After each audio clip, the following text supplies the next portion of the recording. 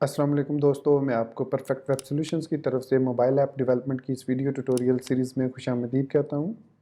दोस्तों, मेरा नाम इमरान कासिम है और इस मोबाइल ऐप डेवलपमेंट की वीडियो ट्यूटोरियल सीरीज़ में हम रिएक्ट नेटिव को इस्तेमाल करते हुए क्रॉस प्लेटफॉर्म मोबाइल ऐप्स बनाना सीख रहे हैं, जो कि दोनों iOS और एंड्रॉयड ऑपरेटिंग सिस्टम दोनों के लिए है। और ये हमारा इस वीडियो ट्यूटोरियल सीरीज़ का मतलब रिएक्ट नेटिव की ट्यूटोरियल सीरीज़ का पार्ट 3 है। और आज के इस वीडियो ट्यूटोरियल में मैं आपको सिखाऊंगा कि किस तरीके से हम एक्सपो CLI को प्रॉपरली इंस्टॉल कर सकते हैं अपने ऑपरेटिंग सिस्टम के मुताबिक।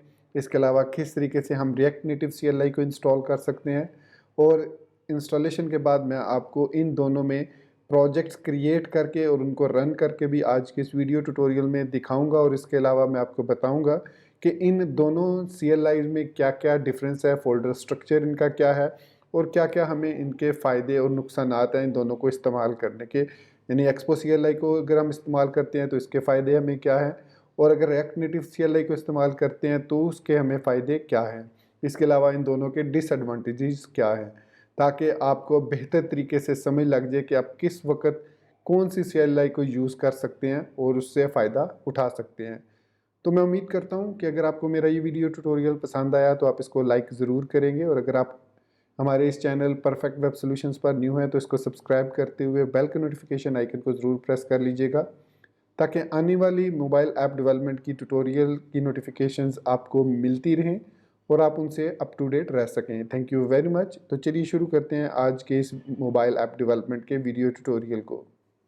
तो दोस्तों, मैं उम्मीद करता हूं कि आप ऑलरेडी स्टेप 1 को कंप्लीट कर चुके होंगे, कि जो लास्ट वीडियो ट्यूटोरियल में हमने एक्सपो CLI का स्टेप 1 मतलब बेसिकली हमने एक्सपो डेवलपमेंट टूल्स का स्टेप 1 कंप्लीट किया था, जिसमें मैंने आपको बताया था how to fall in love with Expo. और उसके लिए मैंने आपको बताया था एक्सपो स्नैक बार के बारे में, और इसमें मैंने आपको रन करके भी कोड को बताया था कैसे हम इसके बिल्ट इन एमुलेटर्स में इसको टेस्ट कर सकते हैं। अगर आपके पास एंड्रॉयड या iOS डिवाइस नहीं है, दोनों में से कोई भी, तो आप इसके बिल्ट इन iOS और एंड्रॉयड को टेस्ट कर सकते हैं। लेकिन ऑफ कोर्स अगर आपकी इनकी क्यू ऑलरेडी फुल है तो आपको वेट करना पड़ेगा, और उसके बाद ही आप अपने कोड को देख सकेंगे। ये उस सिचुएशन में है अगर आपके पास iOS या एंड्रॉयड में से कोई भी डिवाइस मौजूद नहीं है। लेकिन इसके जो वेब वाला जो व्यू है वो आप देख सकते हैं विदाउट एनी इशू। तो आई एम श्योर आप ऑलरेडी इस चीज़ को टेस्ट कर चुके होंगे अपने अपने, अगर आपके पास फिजिकल डिवाइस मौजूद है तो उस पर ऑलरेडी एक्सपो क्लाइंट को इंस्टॉल कर चुके होंगे। अगर आप एमुलेटर को यूज़ कर रहे हैं तो एमुलेटर पे जिस तरीके से मैंने ब्लूस्टैक 4 को यूज़ किया था, इसी तरीके से आप उसको इस्तेमाल करते हुए उसमें सेटअप कर चुके होंगे। इसके अलावा लास्ट वीडियो ट्यूटोरियल में हमारे एक सब्सक्राइबर ने हमें बताया कि एक मेमू नाम का भी एक इसी तरीके से, जिस तरह ब्लूस्टैक 4 एमुलेटर है, इसी तरह मेमू नाम से भी एक एमुलेटर है जो कि specifically for Windows 64 bit operating system में के लिए है। लेकिन जो ब्लूस्टैक 4 है, इसका सबसे बड़ा एडवांटेज आपको ये है कि पहले ये 32 बिट और 64 बिट दोनों ऑपरेटिंग सिस्टम्स के लिए है, और उसके बाद हर तीनों जो ऑपरेटिंग सिस्टम है, लिनक्स, मैक और विंडोज़, इन तीनों ऑपरेटिंग सिस्टम्स के लिए इसके वर्जन्स मौजूद हैं। तो इसलिए मैंने इसी को प्रेफर किया था कि आप ब्लूस्टैक 4 को इंस्टॉल करें। तो होपफुली आप ऑलरेडी स्टेप 1 को कंप्लीट कर चुके होंगे। तो आज के इस वीडियो ट्यूटोरियल में चलिए हम शुरू करते हैं स्टेप 2 से। स्टेप 2 में सबसे पहले हमें डाउनलोड करना पड़ेगा Node.js। सो इसके लिए हम यहाँ पर Node.js की वेबसाइट पर आएंगे, और जिस वक्त आप ये वीडियो ट्यूटोरियल देख रहे हैं इन फ्यूचर उस वक्त हो सकता है करंट वर्जन कोई और हो, 14 हो, 15 हो, 16 हो, जो भी वर्जन हो वो आपने करंट वर्जन को आपने डाउनलोड करके अपने सिस्टम में इंस्टॉल कर लेना है। वो आप यहाँ पर आपको आपके ऑपरेटिंग सिस्टम के मुताबिक बता देगा कौन सा वर्जन है। जैसे मैं इस वक्त मैक पर मौजूद हूँ तो इसने मुझे बताया कि डाउनलोड फॉर मैक X64 मतलब 64 बिट वर्जन आप यहाँ से डाउनलोड कर सकते हैं मैक का। इसके अलावा आप अदर डाउनलोड्स पे जाकर इसके जो दूसरे वर्जन अगर आप कोई डाउनलोड करना चाह रहे हैं तो यहाँ पर वो आपको ऑप्शंस देता है। देखिए, विंडोज़ के लिए भी आपके पास ऑप्शंस मौजूद हैं, और उसके अलावा मैक ओएस के लिए भी आपके पास यहाँ पर ऑप्शन मौजूद हैं। और यहाँ पर आपको वो बता रहा है कौन सा आप वर्जन डाउनलोड कर सकते हैं मैक के लिए। और ये हमारे पास बेसिकली विंडोज़ के लिए हैं, ये मैक के लिए हैं, और ये हमारे पास सोर्स कोड है जिसको हम कंपाइल कर सकते हैं लिनक्स एनवायरनमेंट के लिए। तो मैंने अपने सिस्टम में ऑलरेडी Node.js को इंस्टॉल किया हुआ है। जो मेरे पास इंस्टॉल वर्जन है वो आई थिंक 13.5 या 6 है। लेट मी शो यू किस तरीके से आप चेक करते हैं। तो वर्जन को चेक करते हैं, इसके लिए आप टर्मिनल पर जाएंगे। उस टर्मिनल को मैं फुल स्क्रीन कर लेता हूँ और इसको जूम इन कर लेता हूँ ताकि आपको ये कुछ बेहतर नज़र आ सके। तो यहाँ पर मैं लिखूँगा नोड -- वर्जन। तो इसने बता दिया मेरे पास 13.5.0 वर्जन है विच इज़ ओके। तो ये 13.7 है, कोई बात नहीं। अब अगर मैं चाहूँ तो इसको इंस्टॉल कर सकता हूँ, लेकिन फ़िलहाल मुझे ज़रूरत नहीं है। इसके अलावा npm का मेरे पास वर्जन जो है वो 6.13.6 वर्जन है। सो दोनों जो वर्जन है नोड का और npm का वर्जन हमारे पास ऑलरेडी इंस्टॉल है। आपने अपने ऑपरेटिंग सिस्टम के मुताबिक यहाँ से डाउनलोड करके नेक्स्ट करके सिर्फ इसको इंस्टॉल कर लेना है अपने सिस्टम में। अगर कोई इशू आए तो आप इस वीडियो के कमेंट सेक्शन में मुझे बता दीजिएगा, मैं आपका वो इशू नेक्स्ट वीडियो में फिर सॉल्व कर दूंगा। उसके बाद थर्ड स्टेप में हमें get the command line tool. So Node.js को इंस्टॉल करने के बाद हमें कमांड लाइन टूल चाहिए एक्सपो CLI का। तो उसके लिए ये कमांड है, हम लिखेंगे npm install expo -CLI -- global या -G। सो यहाँ पर मैं टर्मिनल पर आता हूँ, मैं लिखूँगा npm इंस्टॉल -G या एक्सपो -CLI -G या -- ग्लोबल। तो दोनों में से कोई भी आप लिख सकते हैं। इवन आप आई इंस्टॉल की जगह सिर्फ आई भी लिख सकते हैं इस तरीके से, लेकिन एक्सपो CLI आपको कंप्लीट लिखना पड़ेगा। तो npm i expo -CLI -G, npm install expo -CLI -G या npm install expo -CLI -global। ये तमाम कमांड सेम काम करेंगी। उसके बाद आपने इंटर प्रेस कर देना है और आपके ऑपरेटिंग सिस्टम में अगर Node.js और npm प्रॉपर्ली इंस्टॉल हो चुके हैं, कॉन्फ़िगर्ड हो चुके हैं, तो विद इन फ्यू सेकेंड्स आपकी इंटरनेट स्पीड के मुताबिक आपके पास npm का जो भी एक्सपो CLI का उस वक्त जो भी लेटेस्ट वर्जन होगा वो इंस्टॉल हो जाएगा। अब आज की डेट में जो भी वर्जन होगा वो इंस्टॉल होगा, लेकिन जिस वक्त आप ये वीडियो ट्यूटोरियल देख रहे होंगे इन फ्यूचर, तो जो उस वक्त एक्सपो CLI का वर्जन होगा और जो उस वक्त उसके अंदर जो फीचर्स होंगे वो आपको मिल जाएंगे। तो यहाँ पर मैं आप थोड़ी देर के लिए वीडियो को पॉज कर रहा हूँ ताकि ये इंस्टॉलेशन कंप्लीट हो जाए, या ताकि वीडियो ज़्यादा लेंथी ना हो। तो मैं इस वीडियो को यहाँ पर पॉज कर रहा हूँ।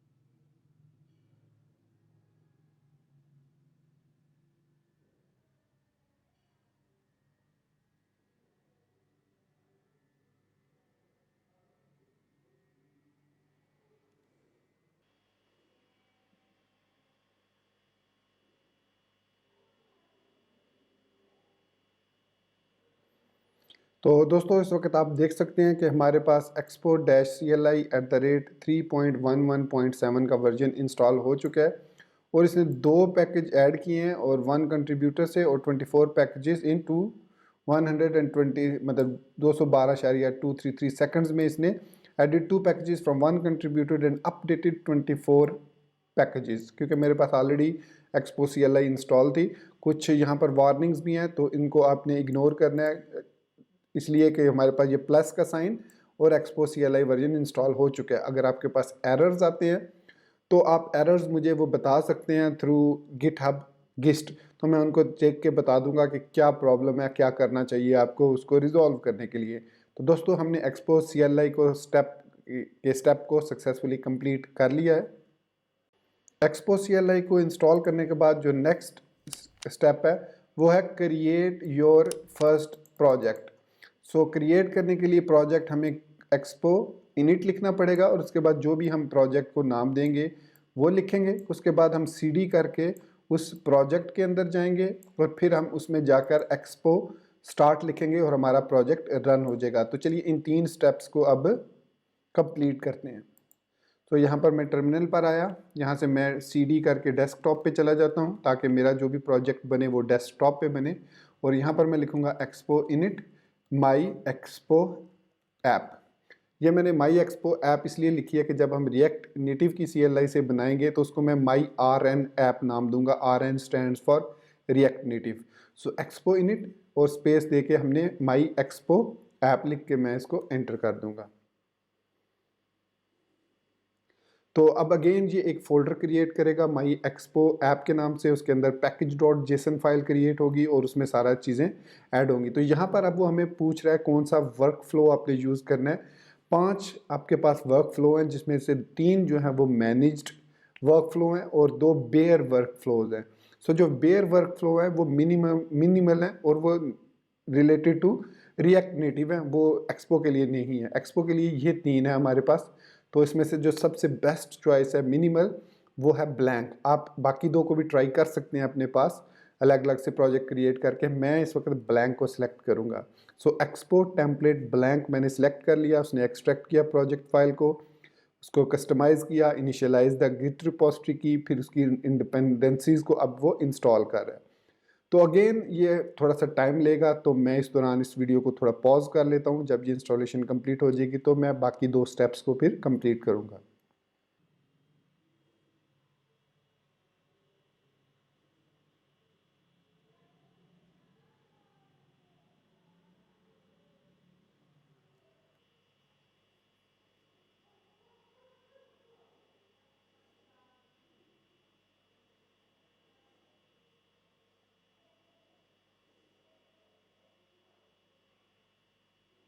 तो दोस्तों हमारी जो हमारा प्रोजेक्ट है वो सक्सेसफुली कंप्लीट हो चुका है, फर्स्ट स्टेप। तो यहाँ पर कुछ एरर्स वगैरह भी आए हैं। ये एरर्स इसलिए आए हुए हैं क्योंकि मैं मैक ऑपरेटिंग सिस्टम पर हूँ और मैंने अपने सिस्टम में से एक्स कोड को रिमूव किया हुआ है। मैं एक्स कोड को यूज़ नहीं कर रहा तब तक जब तक हम रिएक्ट नेटिव से प्रोजेक्ट क्रिएट नहीं करेंगे। तो इस वक्त ना ही मेरे सिस्टम में एक्स कोड इंस्टॉल्ड है और ना ही एंड्रॉयड SDK इंस्टॉल्ड है, और एमुलेटर के तौर पर मैं यूज़ कर रहा हूँ ब्लूस्टैक 4 को। तो ये एरर्स इस वजह से है। बाकी हमारा जो स्टेप्स हैं वो सारे 8 पैकेजेस यहाँ पर ये सारे कंप्लीट हो चुके हैं और 772 पैकेजेस एडिट, 469 कंट्रीब्यूटर से और ऑडिटेड इतने प्रोजेक्ट्स हैं। सो अब फर्स्ट स्टेप जो है वो कौन से नंबर का, नंबर 4 का स्टेप 1 कंप्लीट हो चुका है। अब नंबर 4 का स्टेप 2 करते हैं, CD माई एक्सपो ऐप करते हैं और फिर लास्ट इसका जो स्टेप है वो है एक्सपो स्टार्ट। ये हमने अब इस प्रोजेक्ट को स्टार्ट कर दिया। तो ये सबसे पहले एक हमारे पास यहाँ पर एक सर्वर रन करेगा जो कि एक डेवलपमेंट एनवायरनमेंट आपको देता है, जस्ट लाइक जैसे कमांड पर विंडोज़ पे टर्मिनल पर आपको भी वैसा ही इंटरफेस मिलेगा। ये हमारे पास डेव टूल्स हैं ब्राउज़र के लिए। अगर आप ब्राउज़र वाले डेव टूल्स को डिसेबल करना चाहें तो यहाँ पर हमारे पास Shift+D का ऑप्शन है, उसको डिसेबल कर देगा। तो अगर आप दोबारा ओपन करना चाह रहे हैं तो D प्रेस करेंगे। अब यहाँ पर मेरे पास 2 चॉइसेस हैं। अब इस प्रोजेक्ट को पहले मैं ओपन करूँगा इनसाइड माई ब्लूस्टैक 4, फिर मैं अपनी जो फिज़िकल डिवाइस है अगर वो उसकी चार्जिंग ख़त्म ना होगी हो, क्योंकि अब मैं यूज़ कर रहा था तो उसकी वेरी लो थी चार्जिंग। तो चलिए पहले मैं आपको देख के iOS पे इसको टेस्ट करा देता हूँ कैसे टेस्ट करना है। तो यहाँ पर मेरे पास जो एंड्रॉयड डिवाइस है अनफॉर्चुनेटली वो मोबाइल ऑफ हो चुका है। तो मैं नेक्स्ट में आपको दिखा दूंगा, उसकी बैटरी अभी ख़त्म हो चुकी है। तो खैर मैं यहाँ पर जाता हूँ अपने डैशबोर्ड पर और यहाँ से मैं ब्लू स्टैक को ओपन कर लेता हूँ। अब ब्लू स्टैक जो है उसमें एक इशू एमुलेटर्स में ये होता है कि कैमरा आप यूज़ नहीं कर सकते। सो इट मीन्स आप जो है इसको स्कैन नहीं कर सकते। तो इसके लिए 2 सॉल्यूशंस हैं आपके पास। पहली सोल्यूशन ये है कि आप इसको डायरेक्टली ब्राउज़र में रन करें विद EXP। जैसे यहाँ पर अगर आप देखें यहाँ पर लिखा हुआ है EXP 192.168.4:19,000। इसको जब आप ब्राउज़र में ओपन करेंगे तो वो आपका जो डिफ़ॉल्ट ब्राउज़र है ऑटोमेटिकली एक्सपो CLI में उसको ओपन कर देगा। दूसरा तरीका ये है कि आपके पास ADB इंस्टॉल होना चाहिए, एडवांस डिबगर जो है वो एंड्रॉयड SDK के साथ होता है। और चूंकि मैंने आपको एंड्रॉयड SDK नहीं बताया इंस्टॉल करना, तो इसलिए मैं इस तरीके को यूज़ नहीं करूँगा। बल्कि मैं क्या करूँगा, इसको लोड हो लेने दे, मैं इसको एक्सपो क्लाइंट के अंदर डायरेक्टली आपको ओपन करने का तरीका बताऊँगा।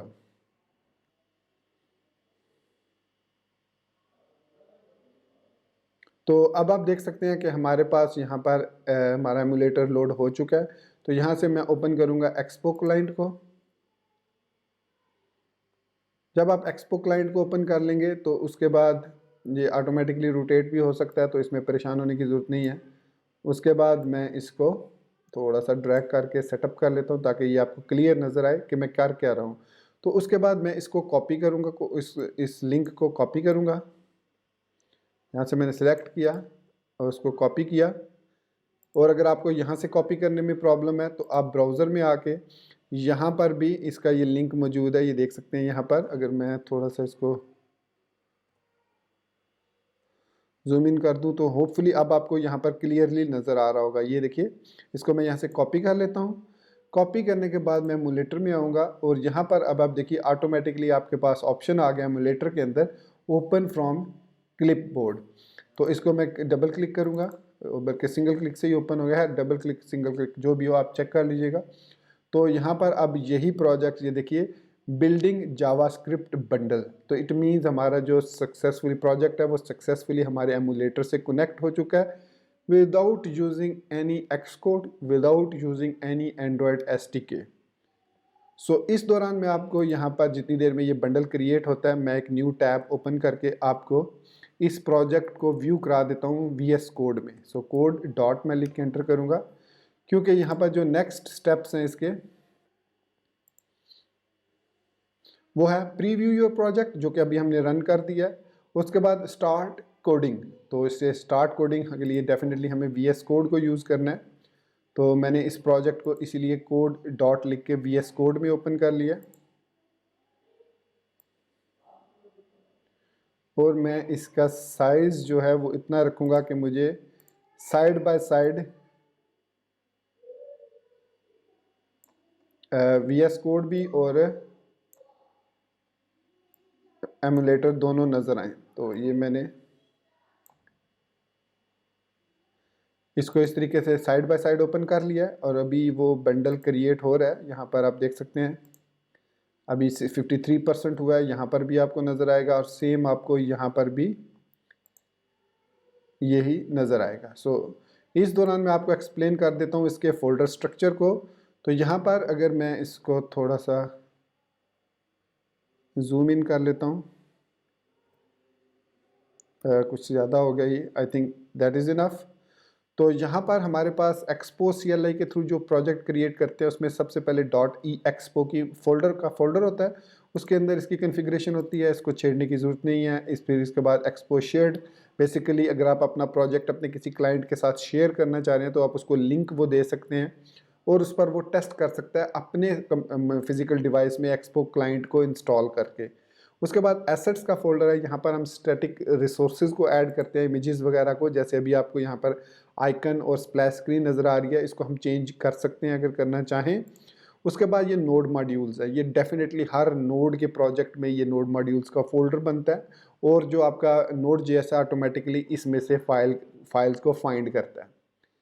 तो खैर एनीवेज इनको फोल्डर्स को हमें इन 3 फोल्डर्स को छेड़ने की ज़रूरत नहीं है, नोड मॉड्यूल्स, एक्सपो शेयर्ड और एक्सपो को। हम ज़्यादातर काम करेंगे एसेट्स के फोल्डर में। जब हमें कोई इमेज ऐड करना है तो इसमें ऐड करेंगे, फ़ॉन्ट्स ऐड करनी है इसमें ऐड करेंगे, CSS वगैरह कुछ कस्टम स्टाइलिंग ऐड करनी है इसमें ऐड करेंगे। उसके बाद गिट इग्नोर, ये गिट के लिए है तो इसको भी हमें छेड़ने की ज़रूरत नहीं है। उसके बाद app.js है, ये हमारा मेन एंट्री पॉइंट है एक्सपो CLI के लिए। तो यहाँ पर आई थिंक फ़ॉन्ट कुछ ज़्यादा ही बड़ा हो गया, तो मैं क्या करता हूँ इसका ज़रा मैं सेटिंग्स चेंज कर लेता हूँ, फ़ॉन्ट थोड़ा मैं साइज़ छोटा कर लेता हूँ क्योंकि मैंने जूम इन तो कर लिया, तो फ़ॉन्ट को मैं थोड़ा सा छोटा कर लेता हूँ। तो 24 साइज़ है तो मैं इसको 18 कर देता हूँ। आई एम श्योर 18 पे काफ़ी बेटर रहेगा। तो यहाँ पर आई थिंक 18 में आपको अब थोड़ा सा जूम आउट कर लेता हूँ।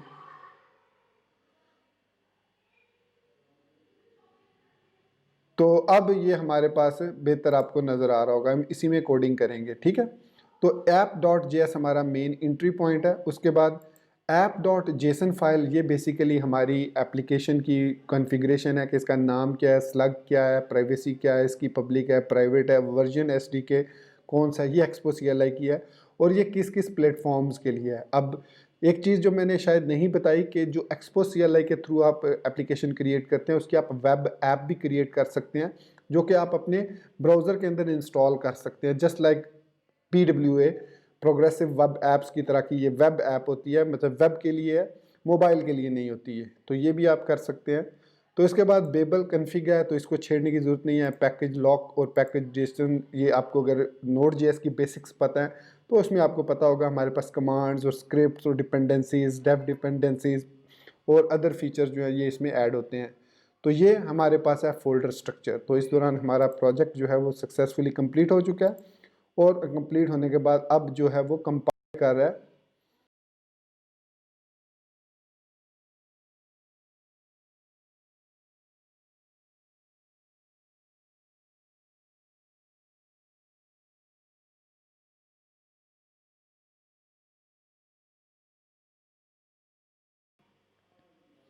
जाओ app.js में और यहाँ पर अब आप कोडिंग को स्टार्ट कर दो।